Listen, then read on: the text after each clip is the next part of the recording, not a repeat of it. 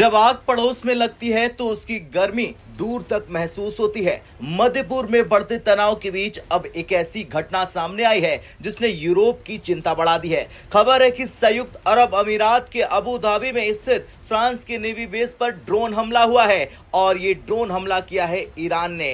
अब दुनिया इसे इस रूप में देख रही है कि ये ईरान की ओर से यूरोप के हितों पर पहला बड़ा हमला है। अब यह हमला जिस सैन्य ठिकाने पर हुआ वो कोई साधारण बेस नहीं है। अबू धाबी में मौजूद फ्रांस का महत्वपूर्ण सैन्य अड्डा कैम्प डाले पैक्स है, जिसे शांति शिविर के नाम से जाना जाता है। ये बेस फ्रांस की नौसेना और सैन्य मौजूदगी का एक अहम केंद्र है, जहां से फ्रांस पूरे खाड़ी क्षेत्र में अपनी रणनीतिक निगरानी और सुरक्षा गतिविधियां चलाता है। फ्रांस के रक्षा मंत्री के मुताबिक एक ड्रोन स्ट्राइक ने इस फ्रेंच नेवल बेस के एक हैंगर को नुकसान पहुंचाया। वहीं यूएई के अधिकारियों ने बताया कि हमले के बाद बेस के एक गोदाम में आग लग गई थी, लेकिन राहत की बात यह है कि किसी भी सैनिक या कर्मचारी के हताहत होने की खबर नहीं है। यह घटना अबू धाबी के पोर्ट इलाके में हुई, जहां यह फ्रांसीसी सैन्य अड्डा स्थित है। सुरक्षा एजेंसियों ने तुरंत आग पर काबू पा लिया और इलाके को सुरक्षित कर लिया। हालांकि नुकसान सीमित बताया जा रहा है, लेकिन इस हमले का राजनीतिक और रणनीतिक असर बहुत बड़ा हो सकता है।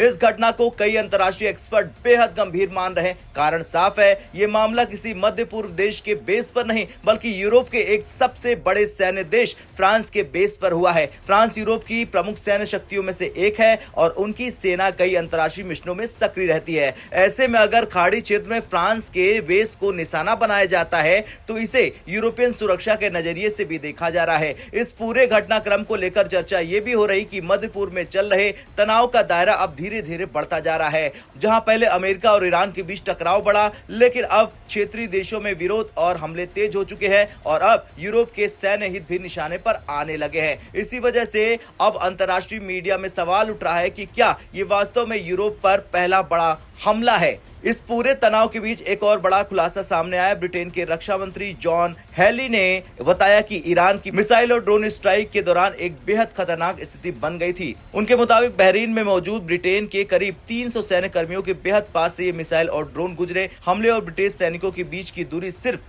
कुछ 100 मीटर की रह गई थी। ये घटना बहरीन में हुई, जहां ब्रिटेन की सैन्य मौजूदगी पहले से है। अगर थोड़ी सी चूक हो जाती तो हादसा बड़ा हो जाता। इससे साफ हो जाता है कि मौजूदा संघर्ष किसी एक देश तक सीमित नहीं है, बल्कि कई देशों की सेनाएं इसकी चपेट में आ सकती है। अब बड़ा सवाल यह है कि आखिर ये बेस इतना महत्वपूर्ण क्यों है। दरअसल फ्रांस का ये सैन्य अड्डा है, खाड़ी क्षेत्र में फ्रांस की स्थायी सैन्य मौजूदगी का प्रतीक है, समुद्री सुरक्षा और नौसैनिक ऑपरेशन के लिए अहम है और यूरोप की रणनीतिक पहुंच को मजबूत करता है। संयुक्त अरब अमीरात में ये बेस फ्रांस और यूएई के रक्षा सहयोग का सबसे बड़ा उदाहरण है। अगर इस तरह की बेस पर हमला होता है और आगे भी होता है तो ये सिर्फ एक सैन्य घटना नहीं होगी, बल्कि कूटनीतिक और सुरक्षा स्तर पर बड़ा संदेश जाएगा।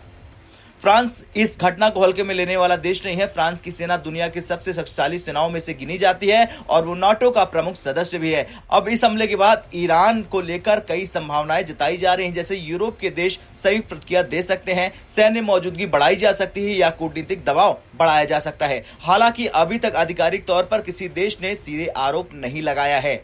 अब इस घटना के बाद 3 बड़े सवाल खड़े हो गए। पहला, क्या यह हमला वास्तव में ईरान से जुड़ा था? दूसरा, क्या यह सिर्फ चेतावनी थी या आने वाले बड़े संघर्ष का संकेत है? और तीसरा, क्या अब यूरोप भी इस टकराव में सीधे शामिल हो सकता है? इन सवालों के जवाब आने वाले दिनों में सामने आ सकते हैं, लेकिन इतना तो तय है कि खाड़ी क्षेत्र में हालात पहले से ज्यादा संवेदनशील हो चुके हैं।